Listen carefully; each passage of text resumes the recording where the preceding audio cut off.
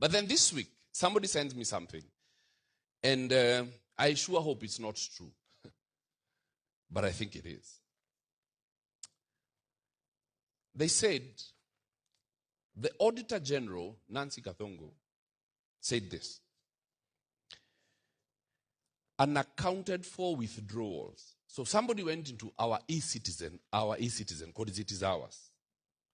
Somebody went into our eCitizen and withdrew manually, which is unprocedural because you don't withdraw manually. Someone withdrew 1.3 trillion Kenya shillings. It's almost a joke. Somebody withdrew from our eCitizen 1.3 trillion. Not billion, not million. Now, let me show you what 1 trillion looks like. 1 trillion is 1 million million. You have 1 million shillings, 1 million times. This country has become a joke. And this is what I want to say, brothers and sisters. The current government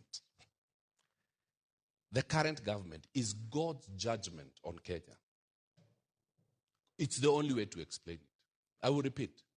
The current government, our current government, is God's judgment on Kenya. For sure, kama wanaweza manually to be a 1.3, for sure, God anatupunish. God is punishing Kenya. This government is God's judgment on us. So I want us to pray that God will lift the curse from us. No, sincerely speaking. If someone can withdraw 1.3 trillion, for sure, this is a curse on our country. And may the Lord lift the curse from Kenya. May we repent. Whatever the sin that has committed that made God so angry that he put this government in power to punish us, now we agree, we will repent. Because for sure, we don't have a government. If someone can steal that amount of money and get away with it, heads have not ruled, nothing. Parliament has not been called to an emergency meeting. God is punishing us. One characteristic of a good law, it is that it has to have clarity. On one end, the bill proposes that we want to reduce over-reliance on borrowing. On the other end, on the fifth schedule, it says one of the functions of this board is to borrow. That is already a contradiction. Mr. Speaker, number two, a good law comes with fairness. Anybody who does not have 15 years experience, young people, cannot be eligible to be part of this board. Mr. Speaker, a good law must show fairness. Young people who are graduates, economists in this country, they have a contribution that they can give on any financial issue in this country. When you say you must, being eligible to be a member of this board, you must have 15 years experience, part of the members in this house do not have even the 15 years experience, while they make good laws for this country, that some of them are approved in this floor. And Mr. Speaker, allow me also to say that the law, the bill as proposed is very ambiguous. It doesn't fall under state corporation. It doesn't say it's a treasury instrument. It is neither a government-owned enterprise. It is just a board. It lacks clarity because you must mention, and in law, you just have to say, what is it? A fund for what? For instance, today, Mr. Speaker, when you go to the NGCDF board, the drafters of that law and what has come to be of it, of the NGCDF board, first of all, because of the kind of money it deals with, it is members of the board are approved by this parliament. This bill does not give an opportunity for this parliament to approve the board. It is the CS who just gazettes what was heard by saying, even if they are appointed, they must be approved by this parliament. We have the power of the past. And remember, there is borrowing. The word borrowing is mentioned in this bill. Mr. Speaker, One of the objectives is that we reduce over-reliance on borrowing. Mr. Speaker, in this House, for the NGCDF board, or rather for the NGCDF fund, we even approved the constituency committee. We approved the board, the committee. This particular law, the executive appoints, the executive gazettes. There is no mention of the National Assembly, where we have the representatives of the people.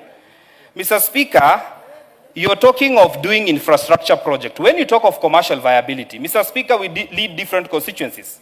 Kajiado North might not have commercial viability of certain aspects. For instance, dams. Mr. Speaker, where do you leave Kajiado North? Because when you talk of commercial viability, it is not a must that all constituencies have commercial viability. And potential is not only in commercial viability. Mr. Speaker, this is another introduction of the sessional paper that members talk about here that say they are high potential areas. It's another way of saying that there are areas that have more potential than other areas, and therefore you're setting up a fund to fund those areas. Mr. Speaker, what is even more alarming, that if you are a member of parliament and you lose your seat, you cannot be a member of this board. Why discriminate on members of parliament or even any other political leader? You've been a governor. Mr. Speaker, part of the many good introductions of legislation that were introduced for NHIF and approved by this parliament, the governor for Marsabit was the chairman for the NHIF board. He was commended for introducing legislation. He was a member of parliament. When he lost, he served in the board. Mr. Speaker, I have never seen such an inconsistent legislation as the one that is proposed today. And I want to urge members of this House, we cannot give one person the ability to decide which projects goes where, what are we funding, because we are just giving the president the ability to use this money like a campaign tool. This will be very wrong. This House should be able to approve both expenditure and borrowing. And Mr. Speaker, it is against the Public Finance Management Act to borrow outside this parliament. It is only parliament that approves borrowing. And even county assemblies, when they want to borrow, they must borrow using the guarantee from the National Treasury. Mr. Speaker, this law lacks any clarity. It is not consistent. Watu wakisema kuhusu pesa unazotoa kwa michango ya kanisa. Watu wanasema tunajua mshahara ya deputy president.